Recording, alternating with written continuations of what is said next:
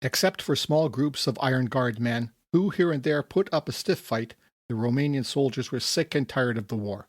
The prisoners I saw all said roughly the same thing, that this was Hitler's war, and that the Romanians had nothing to do on the Don. One German staff officer said, "They all had an expression of horror which seemed to be frozen on their faces. You would have thought the very devil was snapping at their heels. They had thrown everything away as they made their escape, and as they ran for it, they added to the number of withdrawing troops, which was huge enough without them."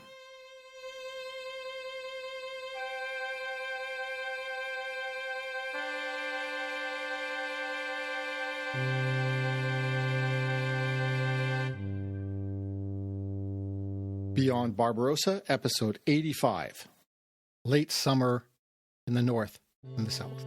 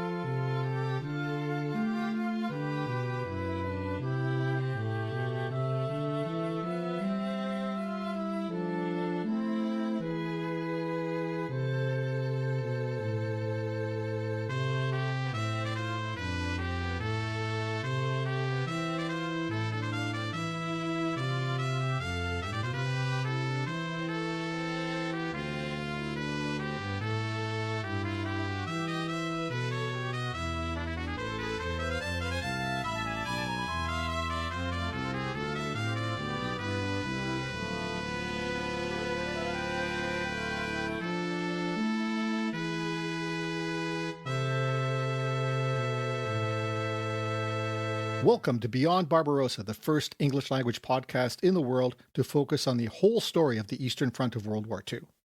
I'm Scott Burry, podcasting from the Redbeard Studio on traditional Anishinaabe Algonquin territory, also called Ottawa, in the free, sovereign, independent country of Canada. I'm joined as usual by my indispensable assistants, Ragnar the Magnificent Ragdoll and Daisy the Danger Doodle. That opening quote was from Slaughter on the Eastern Front, Hitler and Stalin's War, 1941 to 1945, by Antony Tucker-Jones. As you know, Beyond Barbarossa describes the progress of the Second World War in Eastern Europe chronologically. I have attempted to relate the events as they happened with an 81-year delay. But that's gotten very difficult when describing 1944. Because there are so many things going on all across the longest front of the war, some 1,500 kilometers long. For example, the last narrative episode, number 83, was all about the Warsaw Uprising of August to September 1944. As the Red Army approached Poland's capital, the Home Army, the largest and most organized resistance force of the war, launched its attack to drive the German occupiers out. They hoped to re-establish their control of the capital and thus an independent Poland before the USSR could install a communist regime. Even if you didn't listen to that episode yet, you know how that turned out. The thing was, there was a lot more happening at the same time. Before the Rising, the Red Army launched Operation Bagration on 22nd June 1944, the third anniversary of Germany launching Operation Barbarossa.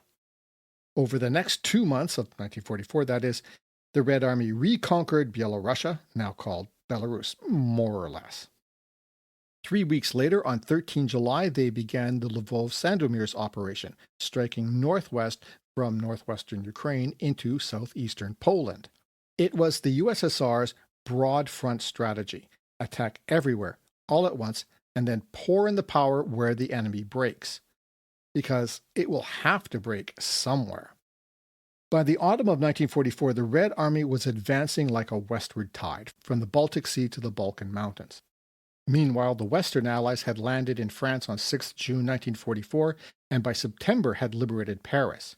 I mentioned last episode how Charles de Gaulle led a parade through the streets of the French capital, which had been occupied by the Germans for 4 agonizing years. So once again, this episode is going to have to be schizophrenic, looking at events in the north, in Finland and the Baltic countries, and the south, as the Red Army crosses into Romania. But before we get into that, it's time for our regular feature, What Else is Happening in the War? Now, this episode, this section is going to be a little different from the norm. We're talking about the late summer and early fall of 1944, and there's, as I said, a lot happening all around the world at this time. So I'll describe the events on the Western Front, in the Pacific, and elsewhere in chronological order along with the Eastern Front. But just to set the scene on the Western Front.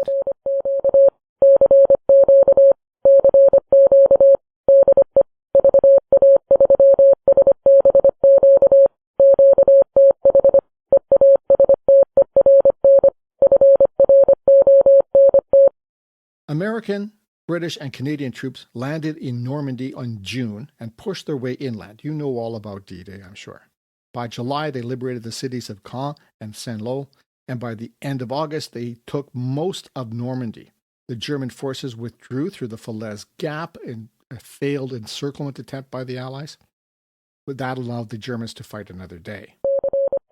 On 15 August, American and French forces with Canadian, Australian, and South African units supporting landed in Provence in Operation Dragoon. That's in the south of France, the Mediterranean coast. As they advanced, that put more pressure on the forces that Germany had in France. Worse, thousands of German troops were surrendering there to Hitler's ire. At the same time, the Allies reached the Gothic line, Germany's last major defensive position, stretching across Italy just north of Pisa and Florence. A bloody battle to penetrate it and liberate the city of Rimini would follow in September, but we'll put that off to another episode. Now, I put a map 1 on the webpage for this episode, shows this line in red. Now let's zoom over to the Pacific. The Americans captured Guam from the Japanese in August, completing their conquest of the Marianas Island chain. However, the Japanese continued to hold out in New Guinea, a large island north of Australia.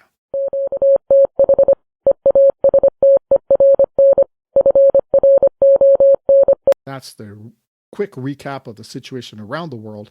Let's zoom back in on the Eastern Front. And we'll have to start with some background for the 3 sectors that I'm going to talk about today: Finland, the Baltic states, mostly Estonia, and Romania.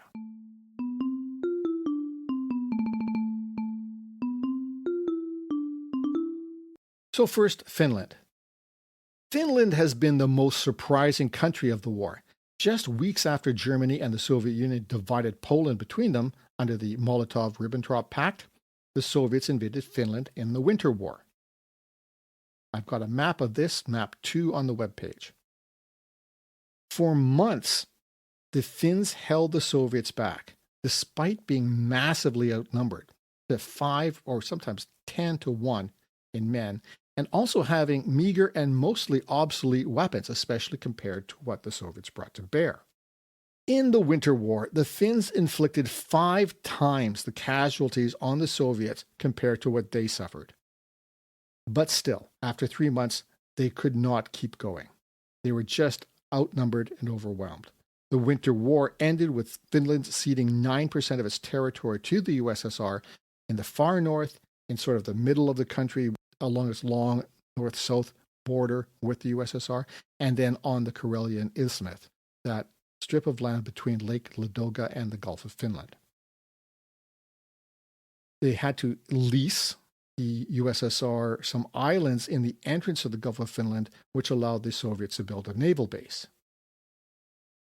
Then, when Germany turned on its temporary ally in Operation Barbarossa in 1941, they pressured Finland into helping out. Finland took the opportunity to recapture the territory it had lost and invaded toward Leningrad, also around the north shore of Lake Ladoga. Now, they went pretty far, but they never actually linked up with the Germans who were coming from the south. But what they did do was put pressure on the Soviets in Leningrad. They helped to cut the city off, leading to that horrible siege of 900 days. Even so, even with this success, by 1944, the Finns were looking for a way out. They had been fighting continuously through the war, and while they continued to inflict greater casualties on the Soviets, they were a small country with a smaller military, so they were looking for a way out. They tried negotiating with Moscow in the winter of 1944, but walked away from Soviet terms they could not accept. On 9th June 1944, 3 days after D-Day and 2 weeks before Bagration, the Red Army's Leningrad front began an immense offensive against Finnish forces, pushing them back along the Karelian Isthmus and recapturing the territory that Finland had had since 1941. So it had changed hands a couple times. They had it before 1939. The Soviets took it in 1940.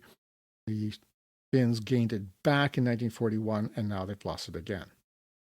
A part of that was the Battle of Tali-Ihantala from 25th June to 9th July on the Karelian Isthmus. That battle was the largest ever fought in Nordic countries, and it was a huge defensive victory for the Finns. They inflicted more than 3 times the casualties that they suffered on the Red Army. The Battle of Ilomantsi, north of Lake Ladoga, lasted from 26 July to 13 August. Again, the Soviets sent in what they thought was an overwhelming force of 16,000 soldiers against less than 7,000 Finns. After the Finns encircled 2 Red Army divisions, the Soviets sent in another 5,000 or 6,000 men, but they were still unable to achieve their objective of driving the Finns back and claiming the territory. By mid-September, the Soviets agreed to an armistice, which reset the borders roughly where they had been after the Winter War, but I'm getting ahead of myself. Still, the point is that the USSR, in this effort, lost a lot of men and materiel. Quoting now from Evan Mawdsley's Thunder in the East, the Nazi-Soviet War 1941 to 1945. In one respect in particular, the treatment of Finland was very different from that of the other Soviet borderlands. Moscow did not send the Red Army into southern Finland, and the Finns were required to eject the Wehrmacht themselves. There was an Allied Control Commission presided over by Stalin's ideological deputy Andrei Zhdanov, but it did not put extreme political pressure on Finland. The Finnish Communist Party was weak at the end of the war, and the government of President Mannerheim and Prime Minister Paasikivi acceded promptly to Stalin's demands. According to Antony Beevor in his comprehensive book, The Second World War, Stalin, now confident enough to choose pragmatism over revenge, did not intend to crush Finland entirely. That would divert too many forces needed elsewhere. He simply wanted to bring the Finns to heel and take back the land he had seized off them in 1940.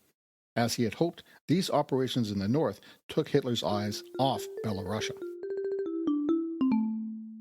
So let's now turn our attention to the Baltic countries. These 3 different countries, Estonia, Latvia, and Lithuania, are often lumped together. But it's important to remember that they are 3 distinct countries, each with its own language. Estonian is very close to Finnish, its own culture, and its own history. So for the background, by the end of Operation Bagration and the Lvov-Sandomier's operation in the summer of 1944, the Red Army had reached the Gulf of Riga, trapping the German Army Group North. This I described in the previous episode. The Germans counterattacked and pushed the Red Army back, reconnecting their North and Center Army groups again. Now, we have to go back again a bit to February 1944. Seeing which way the wind was blowing, the underground National Committee of the Republic of Estonia formed. Like the Polish government in exile and its resistance, the Estonian resistance's goal was reestablishing a sovereign Estonia by pushing the Germans out ahead of the Red Army coming in. The Red Air Force bombed the Estonian capital, Tallinn, on 9th March, killing 800 civilians and leaving 20,000 without shelter. Then on 23rd June, the day after the Red Army began Operation Bagration in Byelorussia, the National Committee of the Republic of Estonia declared to the Estonian people that the previous Prime Minister, Jüri Uluots, had assumed the presidency, and I also announced other members of the cabinet. However, this news was not actually communicated to the people of Estonia until the 1st of August, the day that the Warsaw Rising began. So that is Estonia. Now we're going to turn our attention to the southern part of the Eastern Front. Romania's involvement in World War II was also complicated. While they were part of the Axis for most of the duration of the war, from 1941 to 1944, they weren't exactly completely in with the Nazis, although some of their actions kind of show they had some affinity with the ideas. Let me explain. By the 1930s, Romania, like much of Eastern Europe, and actually a lot of the world, was coming under the spell of far-right authoritarian ideas. The fascist or Nazi-aligned group in Romania was the Iron Guard, but the ruler was a monarch, King Carol II, and he leaned right, hard right, but did not like the Iron Guard all that much because that would erode his own authority. So he assumed dictatorial powers in 1938. As tensions mounted between Germany and the West, that is the UK and France mostly, Romania officially maintained a neutral posture. But gradually the country aligned more and more with the policy and philosophy of Germany and Italy. Even so, Romania remained officially neutral when Germany and the USSR invaded Poland in September 1939. Romania even allowed the Polish government and a sizable contingent of their armed forces to escape across their border, the so-called Romanian land bridge. King Carol was unaware of the secret clauses of the 1939 Molotov-Ribbentrop Pact, officially the Treaty of Friendship and Mutual Assistance between Nazi Germany and the USSR.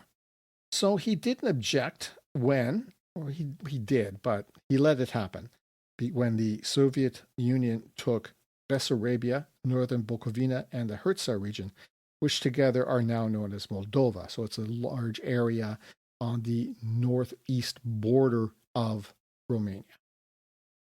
Romania also had to cede half of Transylvania to Hungary, another Axis member.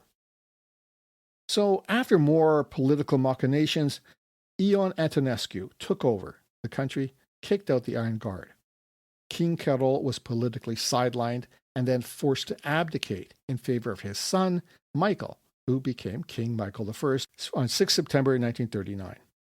Actually, this was the second time Michael had ascended the throne and the second time King Carol had been deposed, but that's a story for another podcast. As an ally of Germany, Romania declared war on the USSR in 1941 and participated in Operation Barbarossa. Romanian troops accompanied the Germans in 1942 to Stalingrad and lost. Boy, did they lose.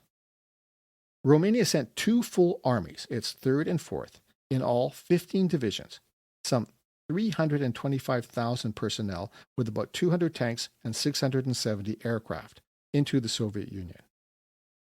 By the time they reached Stalingrad, these numbers were down to under 250,000.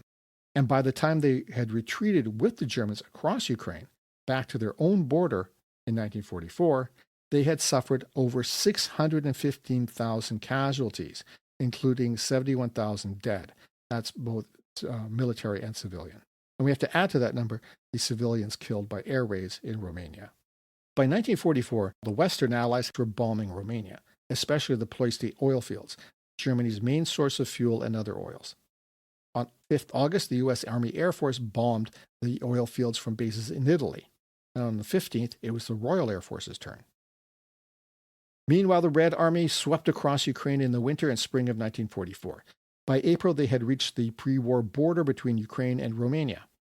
On the 8th of April, the 2nd Ukrainian Front, commanded by Ivan Konev, attacked across the border and captured the town of Târgu Frumos. The Romanian Fourth Army, charged with defending the area, was no match for the Soviets. But the German Grossdeutschland Panzer Grenadier Division counterattacked, on 10th April and pushed the Soviets back. In May 1944, the Red Army retook Crimea, as I described in episode 72. The Romanian Navy did the work of evacuating the German and Romanian and other forces out of Sevastopol.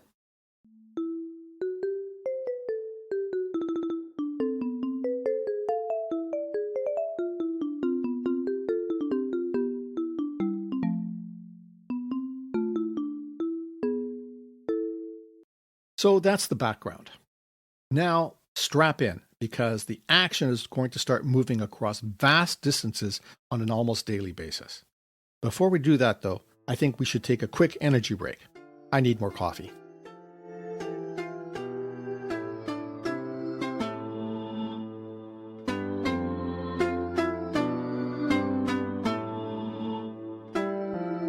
Hi, Scott here. I hope you're enjoying this episode and that you get a lot out of the whole podcast. Beyond Barbarossa is still, as far as I can tell, the only English language podcast in the world that focuses on the Eastern Front of World War II. If you do like it and you want to help me keep it going, please give it a rating or a review on Apple, Google, Amazon, Podbean, or whatever podcasting platform you listen to it on. That helps let other people know about it. Patreon's another way you can support the podcast, my research, and podcasting expenses. All you have to do is go to patreon.com/beyondbarbarossa and sign up at whatever level of support you choose.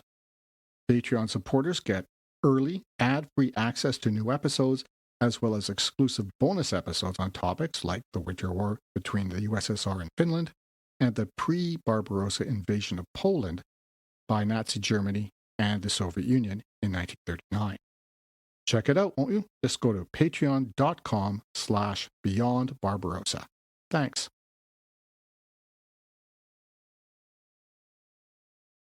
As Scott elegantly describes in each episode of Beyond Barbarossa, the war on the Eastern Front was truly gargantuan, both in terms of its geography and its destructiveness.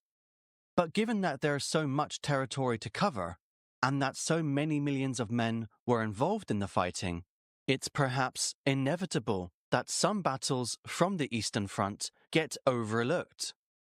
I'm David Sumner, and I'm the host of Europe at War, a weekly podcast exploring lesser-known battles and stories of the Second World War, with a particular focus on the Eastern Front. From the drama of thousands of trapped German soldiers and terrified civilians attempting to break out of the Halber pocket, to the unexpected and blistering counterattack launched by German forces on the Red Army during the Battle of Bautzen, many of the Eastern Front's most dramatic battles, particularly those which happened towards the end of the war, have long been neglected by historians, and their stories have remained untold, until now. So to hear these incredible tales from the Eastern Front and more, check out Europe at War, available on all podcast platforms. Thank you. Now let's get back to the show. Did you know that the cappuccino was invented by a Ukrainian? Or that many first names, like Philip and Agatha, were brought to Western Europe by Ukrainian princesses? Or that a Ukrainian was the first female given the rank of officer in a modern army? Well, if you didn't, and even if you did, you can learn more on my podcast, Wandering the Edge, a podcast about Ukrainian history with a spot of travel, and all in English. And if you like Beyond Barbarossa as much as I do, because, well, it makes my life a whole lot easier since I don't have to do any episodes deep diving into the Eastern Front of the Second World War, please take a listen to Wandering the Edge for a deep dive into Ukrainian history, culture, and traditions. Find out more on wanderingtheedge.net. And now let's get back to Scott exploring and explaining the Eastern Front of the Second World War. Thanks for coming back. This is part 2. On 1st August 1944, the Warsaw Rising began at 5 p.m. local time as the Home Army attacked key points in the city. They quickly seized some of their targets, but importantly, the Germans resisted in other main centers. All that was episode number 83. So for a refresher, you can go listen to it again after this episode. On 13 August, the Soviets gave up their push against the Finns in northern Karelia in the Battle of Ilomantsi, as I mentioned earlier. They transferred divisions from that sector southward to the Estonian front for the Narva offensive. As I described in episode 81, the Estonians and the Germans together repelled the offensive, and the Germans withdrew to the Tannenberg defensive line west of the Narva River. On 23 August, as the Red Army pushed past the pre-war border of Romania in the Jassy-Kishinev offensive, the young King Michael, never happy about the alignment with the Nazis, invited Marshal Antonescu, yes, he had promoted himself to marshal, he invited the man to a meeting and immediately had him arrested. Michael appointed a new government and ordered a ceasefire as the Red Army crossed the border. Then Michael proclaimed loyalty to the Allies and declared war on Germany. Now things got messy as the Romanian armed forces turned and fought against their former German allies. It took until 25th October to clear the Germans out of Romania. And by the way, the Red Army still took about 130,000 Romanian soldiers prisoner. Their allies. Yeah. But let's not get ahead of ourselves. Let's just say that the Red Army entered Bucharest, the Romanian capital, on 31st August. Yeah, we're brought in. Friendly. Hello, Ivan. General Hurrying Heinz Guderian and his colleagues were dismayed by Romania's actions. To quote from friend of the podcast, Anthony Tucker-Jones, in Slaughter on the Eastern Front. On 20 August 1944, the Russians launched their attack against Army Group South Ukraine. This was successful against those sectors that were held by Romanian troops.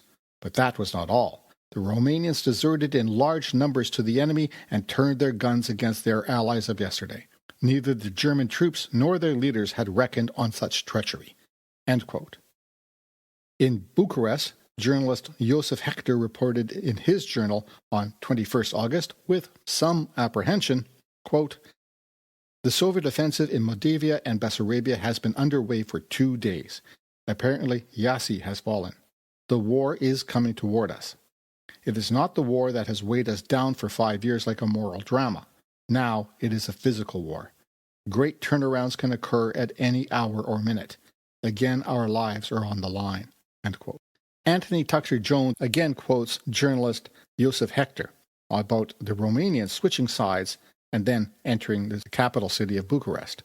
Quote, "A parade of Soviet heavy tanks on Boulevard del Carol beneath the windows of the house where we have taken refuge. It is an imposing sight. Those tired, dusty, rather badly dressed men are conquering the world. They're not much to look at, but they are conquering the world. Afterwards, a long column of trucks full of Romanian soldiers, former prisoners of war in Russia, now armed and equipped and fighting in the Red Army. They are young and happy, with excellent equipment. You can see they are not coming from battle. They are a parade unit, probably kept in waiting for the entry into Bucharest." End quote. Once again from Antony Beevor, quote, "For Germany, the most damaging blow was the loss of the Ploiesti oil fields.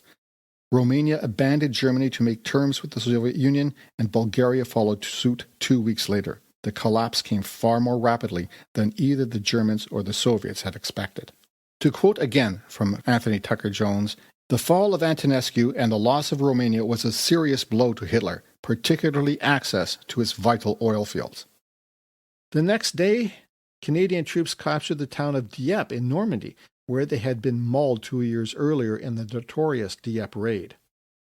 On 4th September, the Finns and the Soviets came to a ceasefire.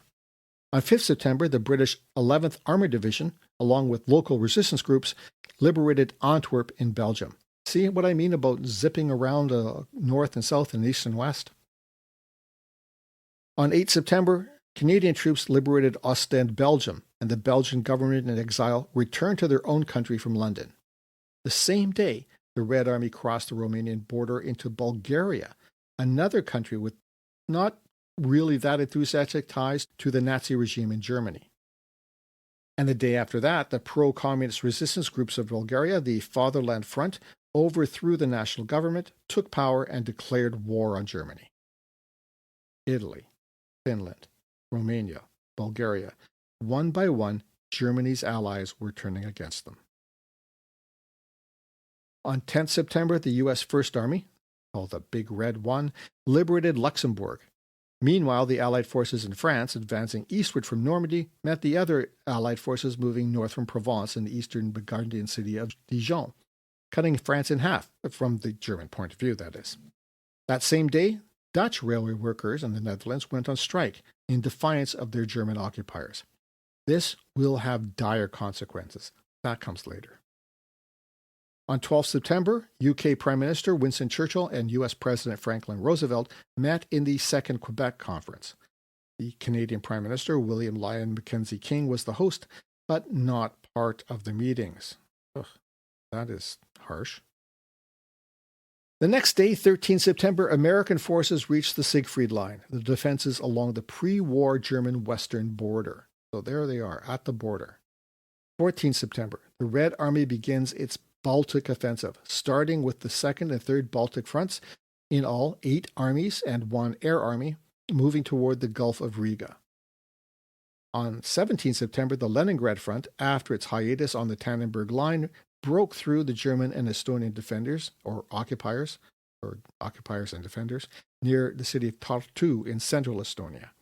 The Germans withdrew in an orderly fashion, and the Estonian constitutional government took over the government buildings in Tallinn, which is on the northern coast of the country on the Gulf of Finland. However, the Red Army seized the capital and occupied the rest of the country by 26 September. Estonia would not enjoy independence for another 46 years. But we'll get back to that. On the 16th, the Second Quebec Conference concluded with some important decisions between Churchill and Roosevelt, that is. Among them were demilitarizing and dividing Germany among 4 occupying forces, continued Lend-Lease aid from the U.S. to the UK. The Royal Navy was to participate in operations against Japan, and the two of them decided that they would use the atomic bomb, which at that point, September 1944, was still in development, right? It wasn't actually an operational thing. Anyway, they decided they would use it against Japan. That same day, the Red Army, having traversed Romania with Romanian help, entered the Bulgarian capital, Sofia. 17 September. You history buffs know this one. Operation Market Garden. The Allies attempted to liberate Arnhem in the Netherlands, with first a parachute attack and then followed up by ground forces, to seize 9 bridges over the Rhine River and create a salient into Germany. This was the largest airborne operation of the war up to that point. And while it did capture towns of Eindhoven and Nijmegen, the operation failed to secure the main bridge at Arnhem.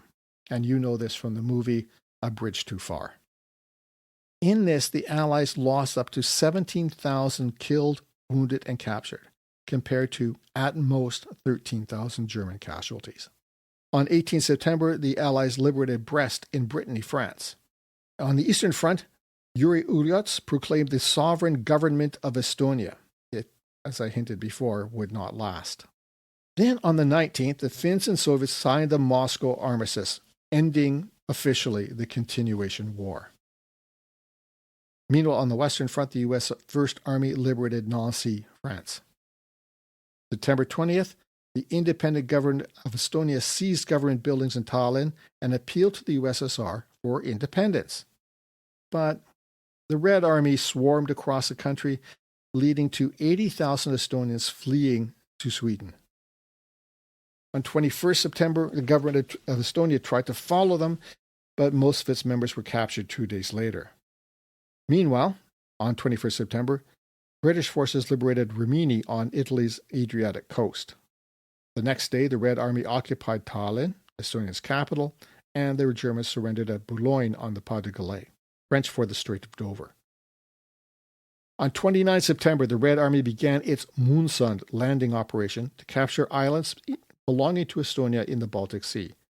As you can see in the map on the webpage, these are those largish islands in the Baltic Sea that guard the entrance to the Gulf of Riga. But even with overwhelming forces, it still took the Red Army 2 months to complete this occupation. On 30 September, Canadian troops entered Calais and the German occupiers surrendered. As October opened, a Hungarian delegation traveled to Moscow to discuss a ceasefire with the USSR. Germany's last national ally had given up on the Nazi nightmare. And that wasn't all. To quote again from Anthony Tucker-Jones' Slaughter on the Eastern Front, inspired by the Romanians, the Slovaks were premature in trying to throw off Hitler on 23rd August. Despite being loyal allies on the Eastern Front, the Slovaks, under Defense Minister General Katlos and part of the Slovak army under General Golian, rebelled at Neustadt in the Carpathians against Premier Tiso and Hitler. For the Fuhrer, this was another potential disaster, as it not only threatened the vital tank factories in neighboring Bohemia and Moravia, but also blocked the retreat of the defeated German Eighth Army. End quote. Meanwhile, having captured Romania and Bulgaria as those countries switched to the Allied side, the Red Army crossed the border into Yugoslavia. That would be a very complicated political as well as military situation, but we'll get to that in a future episode.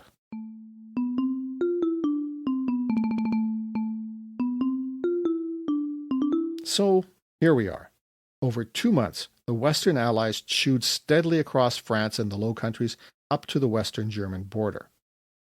More slogged up the spine of Italy. And in that time, the Red Army has flooded across Eastern and Southeastern Europe, country after country, Romania, Bulgaria, Finland, Estonia, and now Hungary. Looking at those maps of the front lines over those months, it seems pretty clear that Germany cannot hope to survive, let alone win. But that's from the perspective after the war. That conclusion was not so clear in the autumn of 1944 to either side. There would be months to come, months of fighting, of destruction, of killing, and of death. But enough for now. Thank you, listeners, for getting to the end of this episode of Beyond Barbarossa, the podcast about the Eastern Front of the Second World War. What did you think of the episode? About the final year of the Second World War? About the sound quality of this episode? I've done a few different things with the setup here, with some other kinds of sound-absorbing materials, and I'd like to hear your input. It sounds good to me, but I'm sitting here in the middle of it, so anyway, let me know. I really love to hear from listeners. So reach out by email, scott@beyondbarbarossa.ca, or through the Facebook Beyond Barbarossa page. You can also find me, Scott Burry, author, on Blue Sky and Instagram. As usual, you'll find maps and photographs on the webpage for this episode, episode 85, at beyondbarbarossa.podbean.com. Thank you for your support. And I also want to thank all of you who follow on Podbean, Apple Podcasts, and all the other podcasting platforms. If you would like to get the ad-free version, you can go to patreon.com/beyondbarbarossa. I also want to send a shout out to friend of the podcast, Craig Luther. His latest book, Guderian's Panzers, is now available at your favorite bookstore and at online e-tailers. There's a link to that on the webpage as well. If you have a minute, please leave a rating or a review of the podcast on your preferred podcasting app. That really does help spread the word to others who are interested in this part of history and may not be aware that this podcast is out. Original music was composed and recorded by Nicholas Burry. I'm Scott Burry. Until next time, keep your paddles in the water. Slava Ukraina et vive le Canada.